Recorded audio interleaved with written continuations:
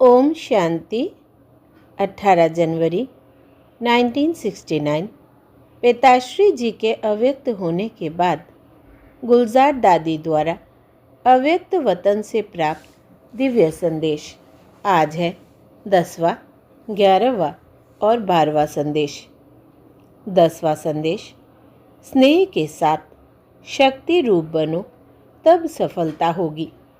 आज जब मैं वतन में गई तो ऐसे लगा जैसे कोई सूर्य के नज़दीक जाए तो सूर्य की गरमाइश या सकाश तेज अनुभव होती है।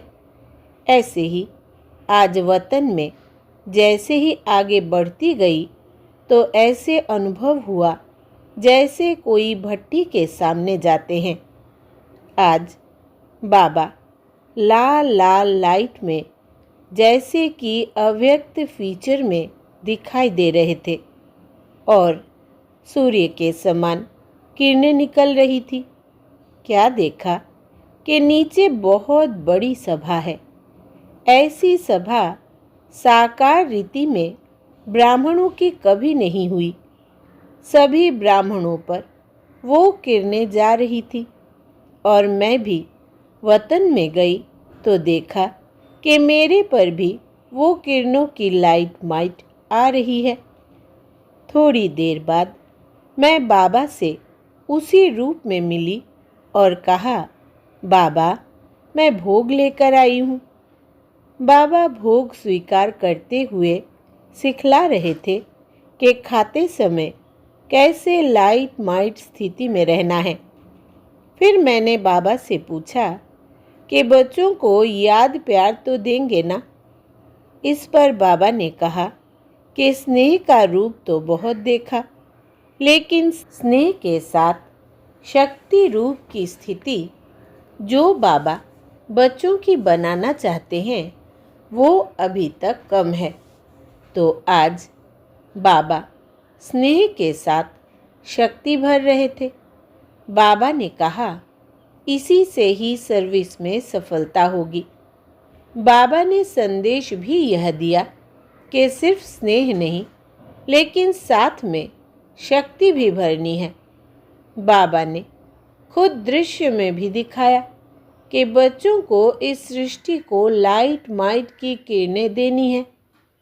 इतने दिन बाबा का स्नेह के रूप से मिलन था, लेकिन आज स्नेह के साथ लाइट माइट का रूप था तो मैं उसे लेने में ही तत्पर हो गई और वापस साकार वतन में आ गई। 11वां, एडवांस में गई हुई आत्माएं नई सृष्टि का आधार है। आज जब मैं वतन में गई तो देखा एक सभा लगी हुई थी और क्लास हो रहा था। पहले तो मैं धीरे धीरे आगे बढ़ने लगी। बाप दादा ने नैनो से स्वागत किया, फिर बोले, बच्ची इन सब से मुलाकात करो और यह भोग सभी को खिलाओ। तो क्या देखा, जो आत्माएं एडवांस में शरीर छोड़कर गई है उन सभी को इमर्ज कर बाबा क्लास करा रहे थे।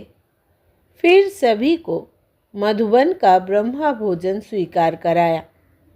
उस संगठन में सभी एडवांस पार्टी में गई हुई आत्माएं थी। फिर मैंने एक दृश्य देखा।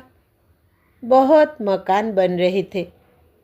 जैसे मकान में जब छत पड़ती है तो उसको बहुत आधार देते हैं, फिर जब सीमेंट पक्का हो जाता है तो वो आधार लकड़ी पट्टी आदि निकाल देते हैं।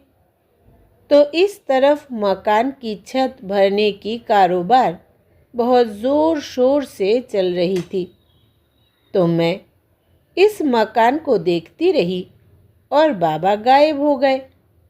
बाबा ने यह दिखाया कि मकान बनाने के लिए पहले आधार दिया जाता है, फिर आधार निकाला जाता है। ऐसे ही दृश्य देखते यहाँ पहुँच गई। अब 12वीं, स्नेह के साथ साथ ज्ञान का फाउंडेशन मजबूत करो। आज जब मैं वतन में गई तो बाबा नहीं दिखाई दिए। थोड़ी देर के बाद बाबा को देखा तो मैंने पूछा, आज कहाँ गए थे? बाबा बोले, आज गुरुवार का दिन है तो सभी बच्चों के पास चक्र लगाने गए थे। वैसे तो साकार रूप में इतने थोड़े समय में सब जगह नहीं पहुंच सकता था। अब तो अव्यक्त वतन में अव्यक्त विमान द्वारा रॉकेट से भी जल्दी पहुंच सकते हैं। हमने कहा, बाबा आपने चक्र लगाया तो उसमें आपने क्या देखा?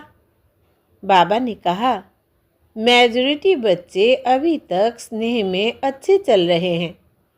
बहुत ऐसे भी है जिन्हों के अंदर कुछ संकल्प भी है कि ना मालूम अब क्या होगा, परंतु संगठन के सहारे अब तक ठीक है। बाबा ने कहा कि स्नेह के आधार पर जो बच्चे अभी तक ठहरे हुए हैं, तो अब स्नेह के साथ ज्ञान का फाउंडेशन ज़रा भी ढीला हुआ तो बच्चों पर वायुमंडल का असर बहुत सहज हो सकता है। इसलिए हर एक बच्चे को अपनी चेकिंग करनी है। फिर भी व्यक्त देह में हो तो स्नेह में पहले फोर्स अच्छा रहता है, लेकिन इस स्नेह पर फिर जैसे जैसे दिन पड़ते जाते तो वायुमंडल का असर जल्दी पड़ सकता है। स्नेह में भल कहते हैं कि शिव बाबा कल्याणकारी है या बाबा ने जो किया है वो ठीक है। स्नेह के वर्ष संकल्प बंद किया है। स्नेह की रिजल्ट मेजॉरिटी की अधिक है। वायुमंडल का असर हमारे पर ना हो और हमारा असर वायुमंडल पर हो, तब कायदे मुजिब चल सकते हैं। हमने कहा कि बाबा हमारे पास तो ज्ञान की ही बातें चलती है। तब बाबा ने कहा, बच्ची ज्ञान के फाउंडेशन से अपने को संतुष्ट रखो, ऐसे बच्चे थोड़े हैं। तो आज बाबा ने यह रिजल्ट बताई और कहा कि सभी को जाकर सुनाना कि वायुमंडल को हमें चेंज करना है, ना कि वायुमंडल हमें चेंज करे।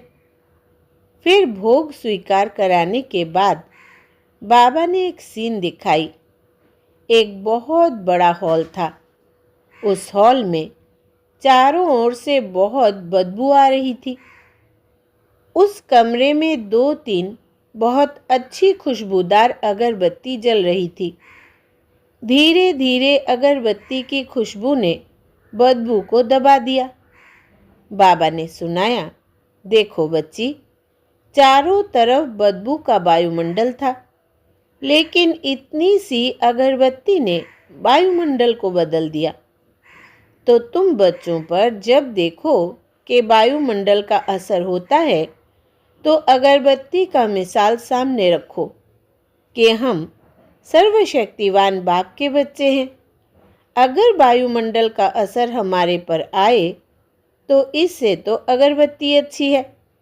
जब तुम बच्चे पावरफुल खुशबूदार बनेंगे तब यह वायुमंडल दब जाएगा। बाबा ने कहा, अब हर एक बच्चे को शिक्षा तो मिली है। शिक्षा भी सभी बड़े मीठे रूप से सुनाते हैं, लेकिन जैसे मीठे रूप से सुनाते हो उसी मीठे रूप से धारण भी करना है। मीठापन चिपकता बहुत जल्दी है।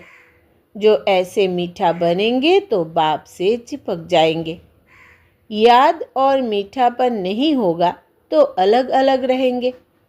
जैसे नमकीन चीज़ आपस में कभी नहीं मिलती है, तो जो ऐसे होंगे उनकी अवस्था योग युक्त नहीं रहेगी। अब जैसे बच्चों ने सुना वैसे ही धारण करेंगे तो बहुत बल मिलेगा। अच्छा, ओम शांति।